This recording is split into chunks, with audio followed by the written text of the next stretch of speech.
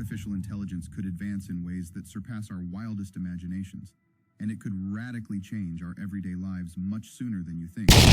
It's going to be one of the greatest boosts to productivity in the history of our species. ዛሬ the world's first AI prime minister, a new era of leadership.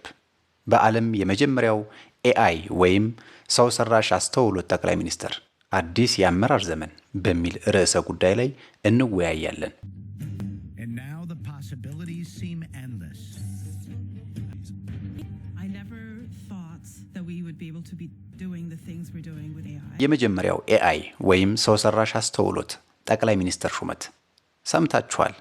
አዎ፣ ያንን አስደንጋጭ ነገር ሁላችንም ሰምተናል። የፖለቲካ መሪ አልተወለደም፣ በባህላዊ መንገድም አልተመረጠም። ግን ይህ ሰው ሰራሽ ፕሮግራም ሲሆን የሰለጠነ እና እንዲመራ ተደርጎ የተሾመ ነው። Machines that think like humans. Artificial intelligence has become reality. Our dream to create machines in our own image that are smart and intelligent goes back to antiquity. በዚህ አጭር ቪዲዮ ውስጥ ይህ ምን ማለት እንደሆነ ለምን አስፈላጊ እንደሆነ እና ከአርቲፊሻል ኢንተለጀንስ ታሪክ ጋር እንዴት እንደሚገናኝ እንመረምራለን። Able to do things that we didn't think they could do. Powerful is AI.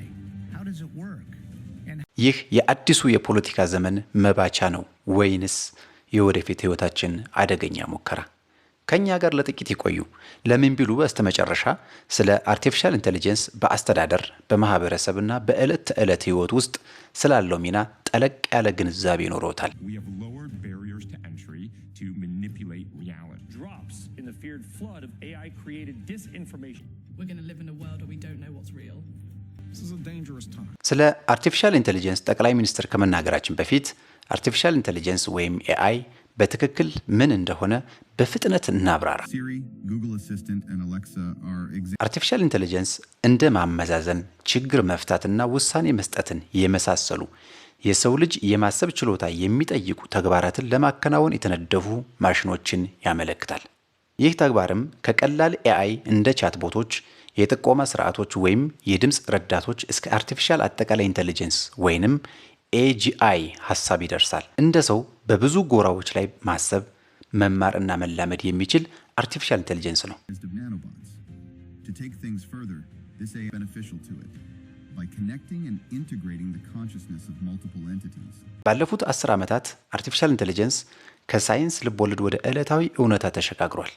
ራስን ከሚያሽከረክሩ መኪኖች፣ በቀዶ ሕክምና ለሚረዱ የAI ዶክተሮች፣ በአርቲፊሻል ኢንተለጀንስ የመነጨ ጥበብ፣ ሙዚቃ እና አዎ አትገረሙም የፖለቲካ ንግግሮችን እንኳን መጻፍ።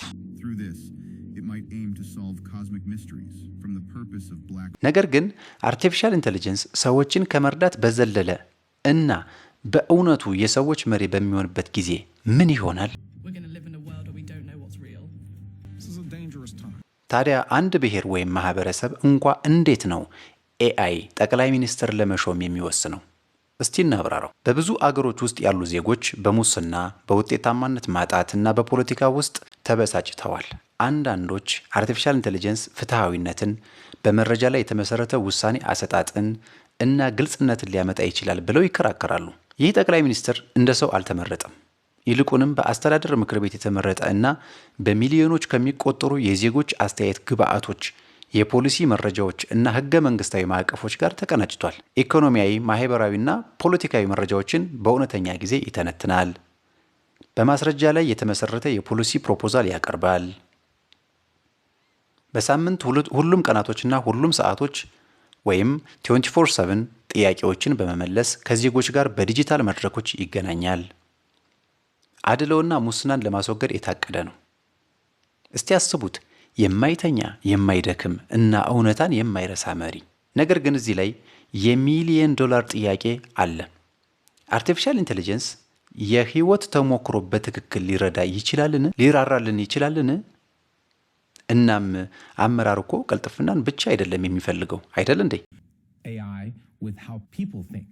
So I would write a program to say, measure the size of the eyes and their distance.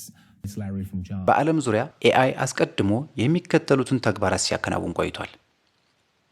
መንግስታት የኢኮኖሚ አዝማሚያዎችን እንዲተነብዩ መርዳት፣ በዘመናዊ ከተማ ተነሳሽነት የትራፊክ እና የከተማ ፕላን ማስተዳደር፣ የጉዳይ ሕግን በመተንተን የሕግ ስርዓቶችን መደገፍ፣ የውጭ ፖሊሲን መርዳት ኤአይ የተለያዩ ድርድሮች ውጤቶች በሚመስልበት መልኩ።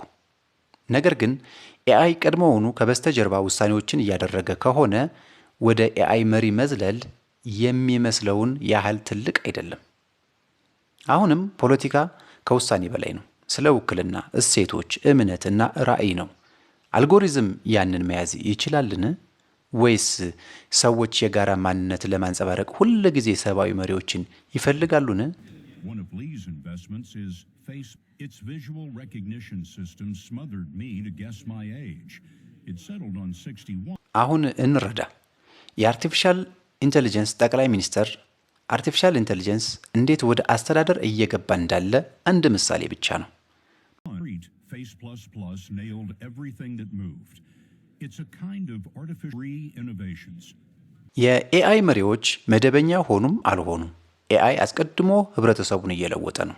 ይህ የማይካድ ሀቅ ነው። ኤአይ የተወሰኑ ስራዎችን ይተካል፣ ነገር ግን አዳዲስ ስራዎችንም ይፈጥራል። በፋብሪካዎች ውስጥ አውቶሜትድ የሆኑ በደንበኞች አገልግሎት ውስጥ ያሉ ቻትቦቶች እና ኤአይ በግብርና ስራ ገና ጅምር ናቸው። ኤአይ አስጠኚዎች እና ግላዊነት የተላበሱ የትምህርት ስርዓቶች የመማሪያ ክፍሎችን አብዮት እያደረጉ ነው። አርቲፊሻል ኢንተሊጀንስ በሽታዎችን ቀደም ብሎ እና በበለጠ በትክክል ይመረምራል፣ ህይወትን ያድናል። ከፊልም እስከ ሙዚቃ በአርቲፊሻል ኢንተሊጀንስ የመነጨ ጥበብ የሰው ልጅ ፈጠራ ብለን የምንቆጥረውን ይሞግታል። ባጭሩ ኤአይ መሳሪያ ብቻ አይደለም፣ የሰው ልጅ እድገት አጋር የሆነ ነው። ነገር ግን ይህ አጋርነት ወደ ፖለቲካ ሲዘረጋ ወደ ማይታወቅ ውሃ እየገባን ይሆን እንዴ?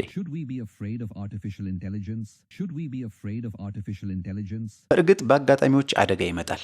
እስቲ ስለ ጉዳቶቹ እንነጋገር።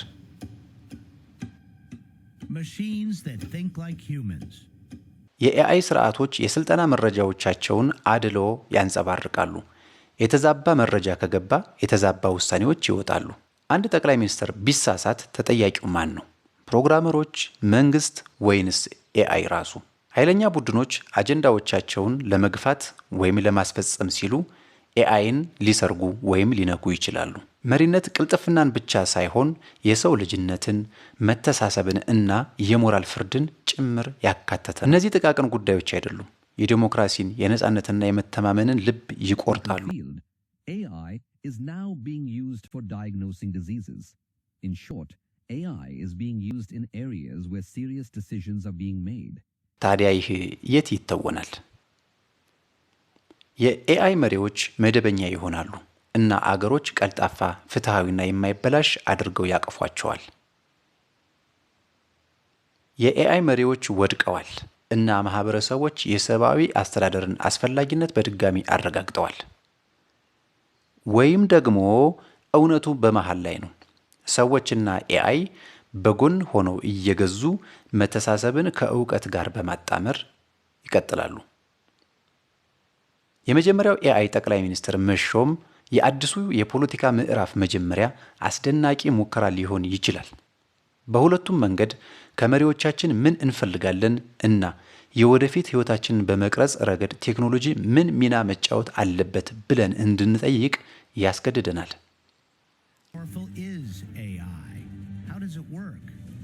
Our dream to create machines in our own image that are smart and intelligent goes back to antiquity. And this is going to be one of the greatest boosts to productivity in the history of our species. በዚህ ጥልቅ ውሃ ውስጥ መጥለቅ ከፈለጋችሁ የሰብስክራይብ ቁልፏን ተጫኑ። ለደንበኝነት ይመዝገቡ እና በአስተያየቶቻችሁ ውስጥ አሳውቁኝ። ኤአይ አገረውን እንዲመራ ያምኑታልን ወይስ አመራር ሁሉ ጊዜ ሰው ሆኖ መቀጠል አለበት ብለው ያስባሉ? ስለተመለከቱ እናመሰግናለን። እናም እስከሚቀጥለው ጊዜ ድረስ ለማወቅ በጉጉት ይከታተሉን።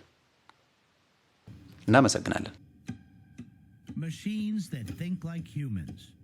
Able to do things that we didn't think they could do. This is a dangerous time. Drops in the feared flood of AI-created disinformation.